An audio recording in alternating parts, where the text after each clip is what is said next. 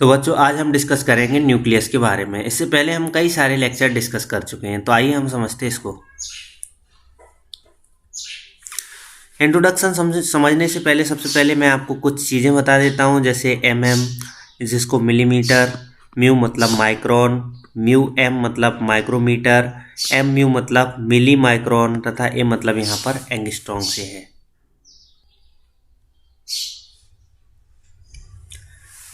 Nucleus की खोज की अगर हम बात करें तो सबसे पहले रॉबर्ट ब्राउन ने 1831 में ऑर्चिड रूट सेल्स में न्यूक्लियस की खोज की थी, और इसका जो एक्सपेरिमेंट है सबसे पहले हेमरलिंग ने 1934 में समुद्री एक शैवाल एसिटाबुलेरिया में किया था। इसके साथ ही स्ट्रासबर्गर ने बताया कि नया न्यूक्लियस हमेशा सेल डिवीजन के पश्चात प्री न्यूक्लियस से ही बनता है।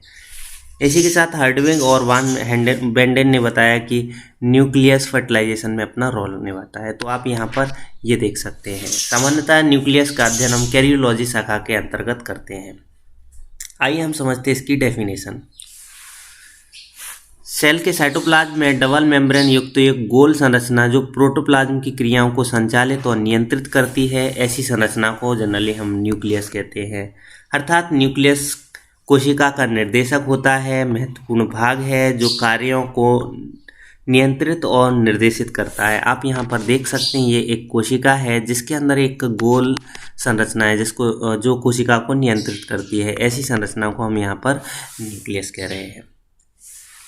यदि हम बात करते हैं इनके प्राप्ति स्थान या अक्रेंस की, तो जनरली एक शक्ति प्रकार की कोशिका यानी यूकैरियोटिक कोशिका में एक ही केंद्रक प्रेजेंट होता है, लेकिन कभी कभी एक से अधिक केंद्रक भी प्रेजेंट होते हैं, लेकिन सभी यूकैरियोटिक कोशिकाओं में केंद्रक नहीं होता है। जैसे स्तनियों की जो परिपक्व आरबीसीएस है उसमें एब्सेंट होता है, जाइलम की वेसल्स और ट्रैकिड्स में भी न्यूक्लियस एब्सेंट होता है। इसके साथ फ्लोएम की शीप ट्यूब में भी ये एब्सेंट होता है। जबकि प्रोकैरियोटिक प्रकार की कोशिका में इंसिपिएंट प्रकार का न्यूक्लियस होता है जिसको न्यूक्लियोइड प्रोकैरियोन या जीनोफोर या फॉल्स न्यूक्लियस भी कहते हैं। तो आप यहाँ पर ये आरबीसीएस देख सकते हैं, जाइलम की वेसल्स और ट्रैकिड्स और फ्लोएम की शीप प्लेट या शीप ट्यूब देख सकते हैं। नंबर की यदि हम बात करें तो जनरली एक कोशिका में केवल एक केंद्रक होता है। यदि एक केंद्रक प्रेजेंट है तो हम उसको यूनिन्यूक्लिएट बोलते हैं, जैसे एसिटाबुलेरिया में। इसके साथ ही हम देख सकते हैं एक से अधिक केंद्रक या केंद्रक अनुपस्थित होता है, जैसे ए न्यूक्लिएट मतलब केंद्रक रहित कोशिकाएं, जैसे मैमल्स की आरबीसीएस, फ्लोएम की शीप ट्यूब्स, जाइलम की ट्रैकिड्स और बेसल, इनमें एब्सेंट होता है, जबकि ये यूकैरियोटिक होती है। इसी के साथ बाई न्यूक्लिएट यानी जिनमें दो केंद्रक प्रेजेंट होते हैं। शिले युक्त जो प्रोटोजोआ होता है इसमें दो केंद्रक प्रेजेंट होते हैं, आप यहाँ पर देख सकते हैं। इसको हम बाई न्यूक्लिएट बोलते हैं। कुछ यूकैरियोटिक कोशिकाएं होती हैं जिसमें दो से अधिक केंद्रक प्रेजेंट होते हैं। इस कंडीशन को हम सिनोसिटिक बोलते हैं, जैसे वाउचेरिया राइजोपस के फंगल हाइफी में हम देख सकते हैं। यानी मल्टी न्यूक्लिएट जो स्थिति या पोजीशन होती है सेल्स के आपस में जुड़ने के कारण होती है, यानी जो सेल वॉल बनती है वो खुल जाती है, इसलिए ये कंडीशन को हम सिनोसिटिक कंडीशन बोलते हैं। नारियल के जो एंडोस्पर्म में भी यही कंडीशन देखने के लिए मिलती है। शेफ की बात करें, न्यूक्लियस का शेफ अलग अलग सेल्स में अलग अलग टाइप का होता है, जहां पर 5 से 30 माइक्रोन तक होता है। जो मेटाबॉलिकली एक्टिव न्यूक्लियस होते हैं उनका शेफ मेटाबॉलिकली जो इनएक्टिव होते हैं उनकी तुलना में बड़ा होता है। तो आप यहाँ पर ये न्यूक्लियस की स्ट्रक्चर देख सकते हैं। शेप में ही हम बात करते हैं, अलग अलग प्रकार की कोशिकाएं अलग अलग प्रकार के केंद्रक का शेप रखती हैं। जैसे पैरामीशियम में सेम के बीच के आकार का होता है, आप यहाँ पर जस्ट यहाँ देख सकते हैं पैरामीशियम में।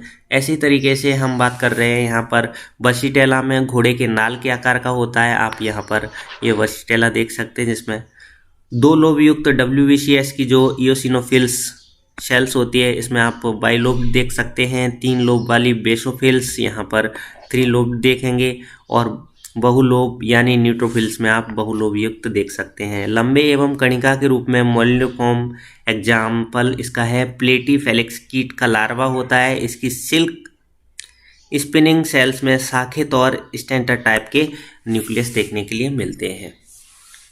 न्यूक्लियस के कंपोजिशन की हम बात करें तो 80% प्रोटीन, जबकि 12% इसमें डीएनए, 5% आरएनए, जबकि 3% इसमें लिपिड होते हैं। इसके साथ ही इनमें एंजाइम जैसे पॉलीमरेज बहुत मिलता है। इसके साथ ही डीएनए आरएनए के सिंथेसिस में जो ये एंजाइम सहायक होते हैं। अल्ट्रा स्ट्रक्चर केंद्रक की संरचना को जब हम इलेक्ट्रॉन माइक्रोस्कोप में देखते हैं तो हमें कई संरचनाएं दिखाई देती हैं। इनमें से जैसे न्यूक्लियर मेम्ब्रेन, केंद्रिका, न्यूक्लियोप्लाज्म, न्यूक्लियर क्रोमेटिन और केंद्रक मैट्रिक्स, ये सारी चीजें। सबसे पहले हम समझते हैं न्यूक्लियर मेम्ब्रेन को। न्यूक्लियर मेम्ब्रेन को केंद्रक आवरण या न्यूक्लियोलेमा या कैरियोथिका भी कहते हैं, जिसकी खोज सबसे पहले 1845 में हुई थी। ये बाइलेयर्ड होता है, जो लाइपोप्रोटीन की बनी संरचना जो 60 to 90 एंगस्ट्रॉम मोटी होती है, ट्राइलेमिनर होती है। इसी के साथ मैं आपको बता दूं, जो केंद्रक का बाहरी लेयर होती है जिसको एक्टोकैरियोथिका कहते हैं, जिस पर क्रोमोसोम्स प्रेजेंट होते हैं, जबकि इंटरनल मेम्ब्रेन जिसको हम एंडोकैरियोथिका, जिस पर राइबोसोम्स एब्सेंट होते हैं, आप यहाँ पर देख सकते हैं। और इनके बीच का जो स्पेस रहता है इसको पेरी न्यूक्लियर स्पेस कहते हैं, जिसमें लगभग 100 to 300 एंगस्ट्रॉम बीच का स्पेस रहता है। न्यूक्लियर मेम्ब्रेन जनरली छिद्रयुक्त होते हैं, जिसमें 1000 से 10,000 ऑक्टागोनल केंद्रक छिद्र होते हैं। इसका जो व्यास है 400 से 1000 एंगस्ट्रॉम होता है, जबकि इसका औसत आकार 800 एंगस्ट्रॉम के लगभग होता है।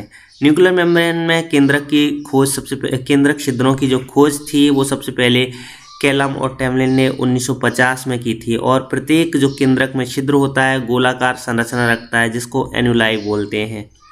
दोनों संरचनाओं को संयुक्त रूप से पोर कॉम्प्लेक्स या पोर वास्केट भी कहा जाता है। आप यहाँ पर ये संरचनाएं देख सकते हैं।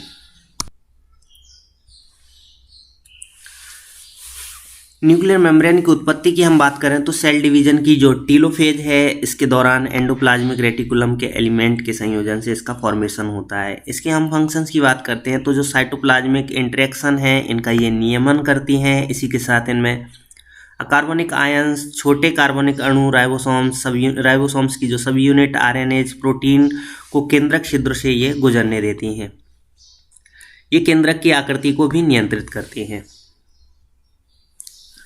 सेकंड है न्यूक्लियोलस, जिसको जनरली छोटा केंद्रक या प्लाज्मोसोम्स बोलते हैं। ये जनरली मेम्ब्रेन लेस या नेकेड रहता है, जिस पर कोई भी मेम्ब्रेन नहीं होती है। इसकी खोज सबसे पहले फोंटाना ने 1781 में की थी, जबकि बोनमैन ने इसे केंद्रिका नाम दिया था। प्रकाश सूक्ष्मदर्शी द्वारा इसकी संरचना सबसे पहले बैगनर ने 1840 में इसे दी थी। तो आप यहाँ पर न्यूक्लियोलस की स्ट्रक्चर देख सकते हैं। इसके पोजीशन की बात करें तो न्यूक्लियोलर ऑर्गेनाइजर रीजन जो होता है, जिसको हम NOR बोलते हैं, इससे ये जुड़ी हुई रहती है।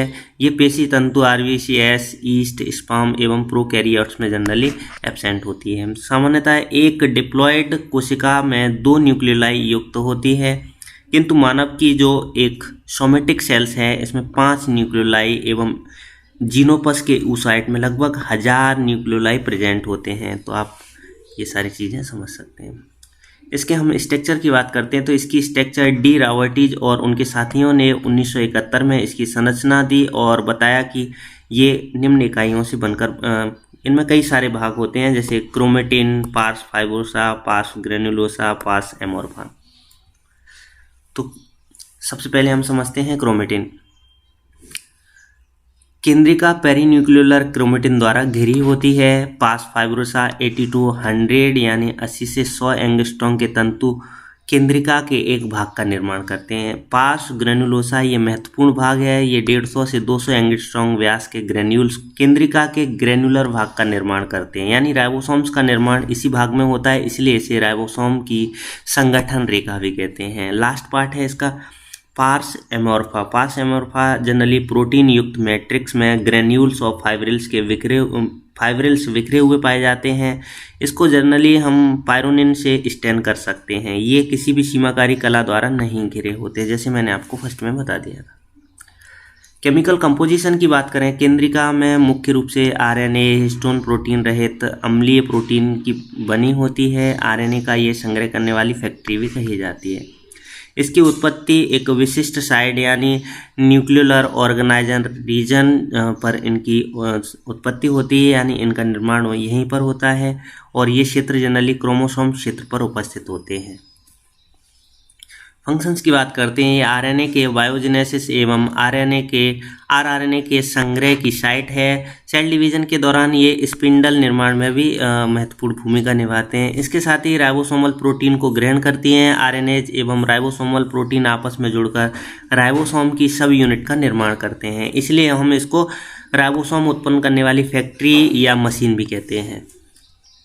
तीसरा पार्ट है इसका न्यूक्लियोप्लाज्म या कैरियोलिम्फ, ये टर्म सबसे पहले स्ट्रासबर्गर ने 1882 में दिया था। ये जनरली पारदर्शी होमोजेनस अर्ध तरल एवं कोलोइडल आधारी पदार्थ है जो न्यूक्लियर मेम्ब्रेन के अंदर की ओर स्थित होता है। इसमें हम न्यूक्लिक एसिड की बात करते हैं, डीएनए एवं आरएनए, प्रोटीन में बेसिक और अम्लीय प्रोटीन दोनों प्रकार के, एंजाइम की बात करते हैं, डीएनए पॉलीमरेज, आरएनए पॉलीमरेज और एनएडी सिंथेटेज एंजाइम होते हैं। इसी के साथ हम खनिज की बात करते हैं तो phosphorus, potassium, sodium, calcium, magnesium इत्यादि खनिज प्रेजेंट होते हैं। इनको हम जनरली राइबो न्यूक्लियोप्रोटीन कंबाइंड रूप से बोलते हैं।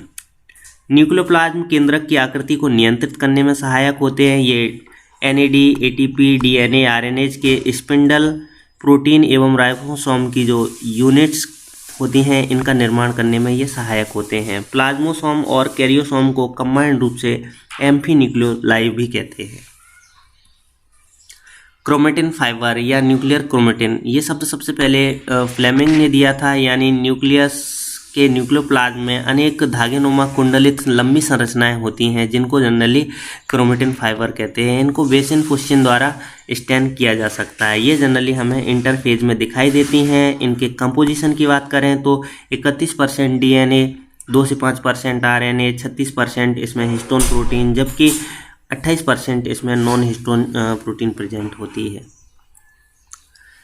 आर्जिन और लाइसिन के इनके अमाउंट के आधार पर हम देखें तो हिस्टोन प्रोटीन यहाँ पर जनरली 5 प्रकार की होती है, H2A, H2B, H3, H4 और H1। और जनरली क्रोमेटिन जो होते हैं नेट, ये जनरली 2 प्रकार के होते हैं, ऐसा सबसे पहले इमेल हिट ने बताया, यू क्रोमेटिन और हेट्रोक्रोमेटिन। लास्ट पॉइंट है इसका केंद्रीय मैट्रिक्स या न्यूक्लियर मैट्रिक्स। ये प्रोटीन युक्त फाइब्रिल का जाल है। ये बाहरी भाग मोटा होता है जिसे हम फाइब्रस लेमिना कहते हैं। ये सबसे पहले हैरिस और जेम्स ने 1952 में बताया था। अब हम केंद्रक के कार्यों की बात करते हैं। ये जीव के आनुवंशिक लक्षणों को नियंत्रित करते हैं। कोशिकांग, प्रोटीन सिंथेसिस, सेल डिवीजन इत्यादि के विकास के लिए भी उत्तरदायी होते हैं। इसी के साथ इनमें केंद्रक में प्रतिलेखन भी होता है जिसमें एमआरएनए प्रोटीन सिंथेसिस के लिए उत्पन्न होते हैं। इसी के साथ जेनेटिक मटेरियल का ये संचय करते हैं। केंद्रक और शेष कोशिकाओं के बीच जेनेटिक मटेरियल जैसे डीएनए और आरएनए को एक्सचेंज करते हैं, यानी न्यूक्लियर मटेरियल। सेल डिवीजन के दौरान न्यूक्लियस में क्रोमोसोम्स में क्रोमेटिन की व्यवस्था इन्हीं के द्वारा होती है। इसी के साथ न्यूक्लियस जीन और न्यूक्लियस अभिव्यक्ति को भी नियंत्रित करते हैं, इसलिए इसे नियंत्रण केंद्र भी कहते हैं। केंद्रक में क्रोमोसोम्स, डीएनए, जीन इत्यादि सभी जीवों के जेनेटिक मटेरियल इनमें प्रेजेंट होते हैं। Thank you.